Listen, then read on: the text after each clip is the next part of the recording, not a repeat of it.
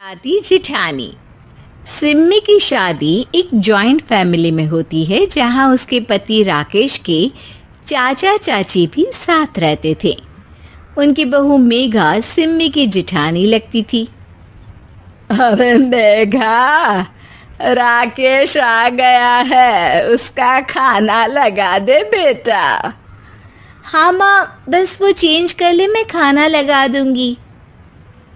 सबके कमरे में जाने के बाद सिम्मी और राकेश साथ खाना खाते हैं, जिसे देखकर मेघा को जलन होने लगती है। अरे सिम्मी, हमारे घर में पति के साथ खाना खाने का रिवाज नहीं है, तुम्हें राकेश ने बताया नहीं क्या?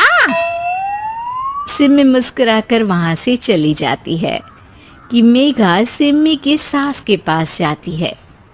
अरे चाची जी, राकेश भैया तो सीधे हैं, कछु नहीं बोलते, कछु नहीं समझते, लेकिन आप तो सयानी है ना। अब देखिए, साथ बैठकर खाती है भैया के, कुछ झूठा मीठा उसका भैया के पेट में चला जाए तो सिम्मी को तो पाप लगेगा ना, पाप। सिम्मी मेघा की बात सुन लेती है लेकिन कुछ नहीं बोलती। अगले दिन, सिम्मी, मैं मुंबई जा रहा हूँ, तुमको चलना है तो साथ चलो। मेघा राकेश की बात सुनती है और सीधे सिम्मी की सास के पास जाती है। अरे चाची, अरे चाची। अरे मेघा, क्या हो गया? बहुत परेशान लग रही है, सब ठीक तो है ना? अरे नहीं ना चाची, कैसा ठीक है? राकेश भैया मुंबई जा रहे हैं, आप तो जानती हैं कितने सीधे हैं, इतनी दूर जा रहे हैं, कहीं कुछ हो न जाए। अरे नहीं नहीं, मैं नहीं जाने दूंगी उसे। अरे सिम्मी, पता चला है कि राकेश मुंबई जा रहा है। ना बेटा ना, वो नहीं जा सकता।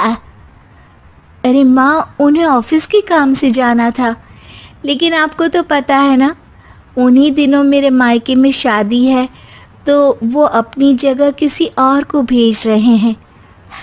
अच्छा अच्छा, तो फिर ठीक है।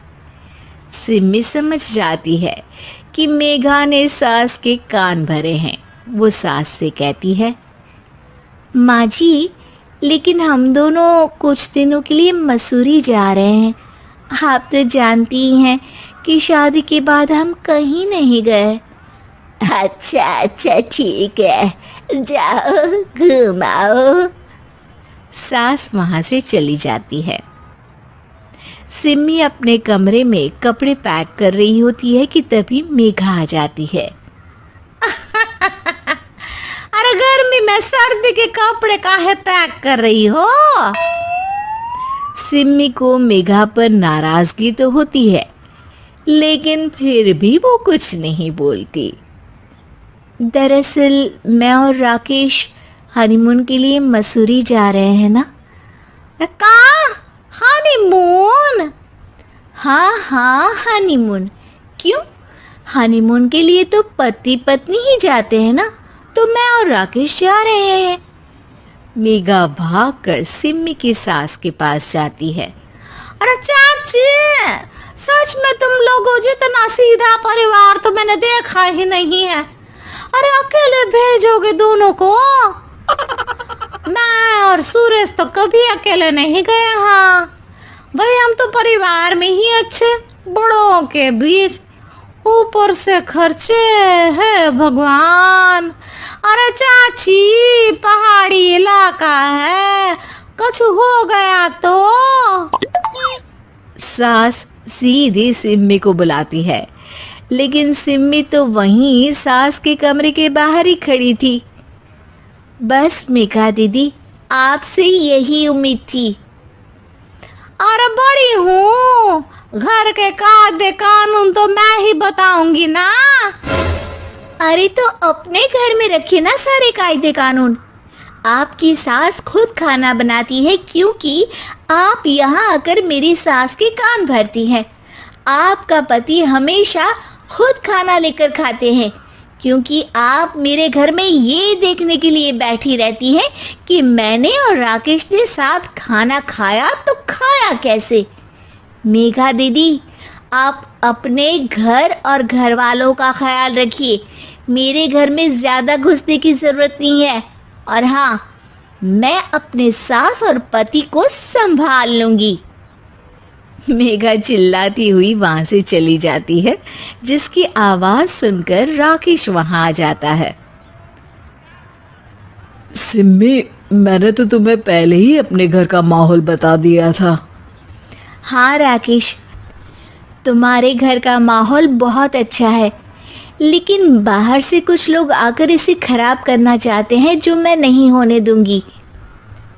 सास सिम्मी की बात सुनकर कमरे में चली जाती है। सिम्मी और राकेश घूमने जाते हैं और जब वापस आते हैं तो दरवाजे में मेघा और उसके पति खड़े होते हैं, वो भी सामान लेकर। अब छोटे मर्यादा तोड़कर घूम रहे हैं तो हम काहे नहीं। अरे भाभी, तो आपको किसने मना किया है? वैसे भी 4 दिन की जिंदगी है, दूसरों के घर में ताक झाक करके बिताने से अच्छा हो मौज करके ही बिताओ।